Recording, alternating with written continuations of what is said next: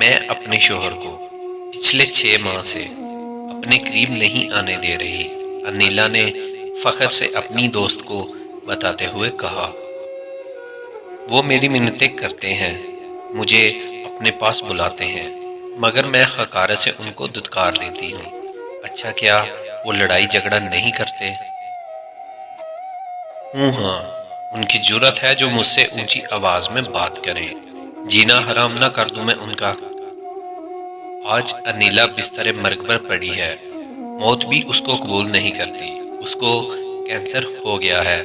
جس جسم کو وہ شوہر سے دور رکھتی تھی، آج اسی جسم میں جگہ جگہ گلٹیاں بنی ہیں جو گندے مواد سے بھرتی ہیں اور پھر پڑ جاتی ہیں۔ شدید بدبو اور تکلیف سے چیختی انیلا موت کی بھیک مانگتی نظر آتی ہے۔ اس کے شوہر نے بھی اس کو معاف کر دیا ہے، وہی اس کی دیکھ بھال بھی کرتا ہے، مگر شاید قدرت اس کو نشان عبرت بنانا چاہتی ہے۔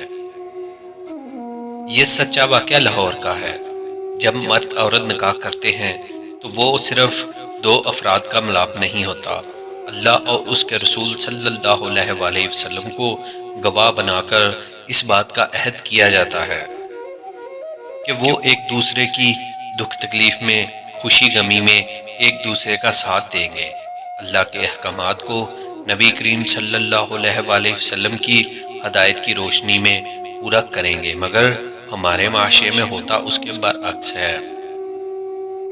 ایک دوسرے پر فتح حاصل کی جدوجہد شروع کی جاتی ہے۔ مرد چاہتا ہے عورت اس کے تابع ہو، عورت چاہتی ہے کہ اس کی راجدھانی قائم ہو جس میں وہ اکیلی حکومت کرے۔ اللہ تعالیٰ کے احکامات، نبی کریم صلی اللہ علیہ وآلہ وسلم کی ہدایت کو یہ اکثر فراموش کر دیا جاتا ہے۔ وہ عورت جس کو شوہر کے بلانے پر نماز تک چھوڑ دینے کا حکم ہے، وہ شوہر کے بلانے پر ہوں ہاں کر کے سو جاتی ہے اور بعد میں فخر محسوس کرتی ہے، تو ایسی عورت پہ فرشتے لعنت بھیجتے ہیں۔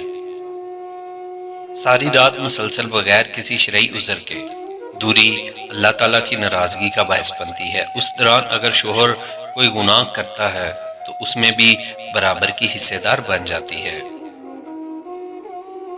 اللہ تعالیٰ ایسی عورتوں پر دنیا میں ہی عذاب نازل فرما دیتا ہے۔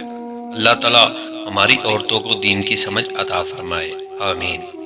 کیونکہ نکاح دین کو مکمل کرتا ہے، شیطان کو غرق کرتا ہے۔ نکاح میاں بیوی کی محبت شیطان کو آگ لگا دیتی ہے۔